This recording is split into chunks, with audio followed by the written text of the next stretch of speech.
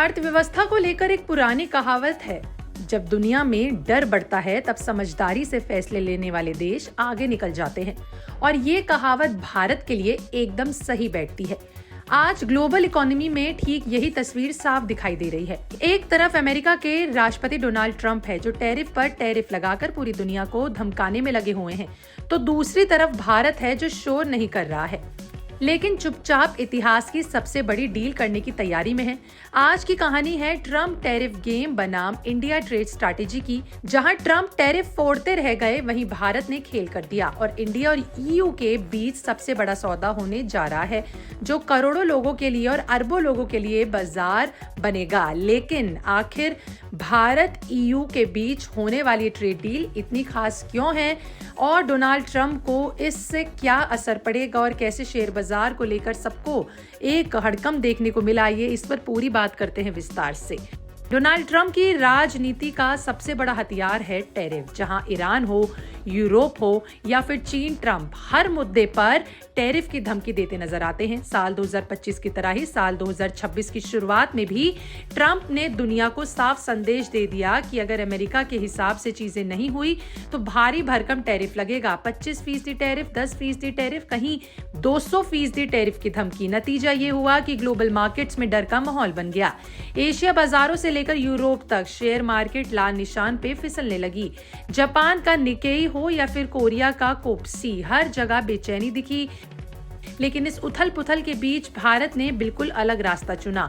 भारत की अर्थव्यवस्था ने ये दिखा दिया कि सिर्फ धमकियों से नहीं, डील से देश आगे बढ़ते हैं। IMF हो या फिर वर्ल्ड बैंक, सभी ने माना कि भारत दुनिया की सबसे तेजी से बढ़ती अर्थव्यवस्था बना हुआ है और इसी आत्मविश्वास के साथ भारत लगातार एक बार के बाद फिर से ट्रेड एग्रीमेंट फाइनल कर रहा है। ओनाम, न्यूजीलैंड और अब यूरोपीय यूनियन यानी कि EU।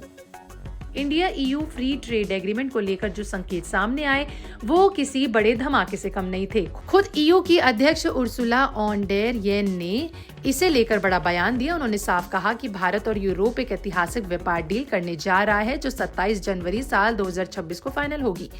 दावोस में वर्ल्ड इकोनॉमी फोरम के मंच से बोलते हुए उर्सुला वॉन डेर येन ने कहा कि कुछ लोग इस डील को mother of all trade deal तक कह रहे हैं। सोचिए डील कितनी बड़ी है। अगर इंडिया EU FTA फाइनल होता है तो इस समझौता करीबन 2 अरब लोगों के बाजार को जोड़ देगा, यानी दुनिया की लगभग 25% ग्लोबल GDP इस डील के दायरे में आ जाएगी।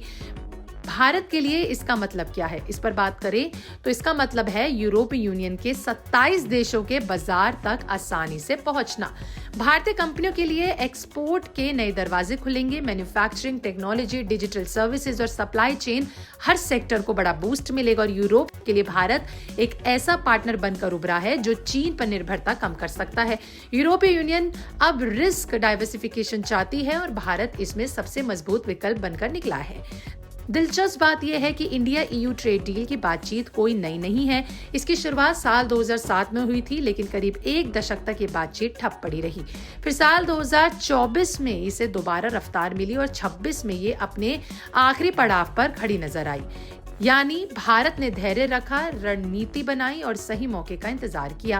वहीं दूसरी तरफ डोनाल्ड ट्रंप का टैरिफ गेम लगातार उल्टा पड़ता नजर आ रहा है।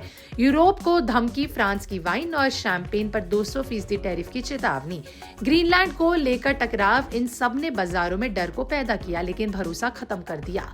यहाँ तक कि खुद अमेरिका में भी टैरिफ का असर दिखने लगा है। अमेरिकी बाजार दबाव में है, महंगाई का डर बना हुआ है और निवेशक सुरक्षित विकल्प ढूंढ रहे हैं। यही वजह है कि जब ट्रंप टैरिफ से दुनिया को डराने में लगे हैं, तब भारत भरोसे का चेहरा बनकर उभर रहा है।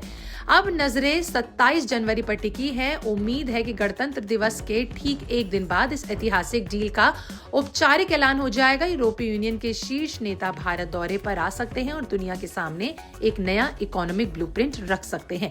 कुल मिलाकर तस्वीर बिल्कुल साफ है। टैरिफ से दीवारें खड़ी होती हैं और ट्रेड डील से पुल बनते हैं। ट्रंप दीवारें बना रहे हैं और भारत पुल।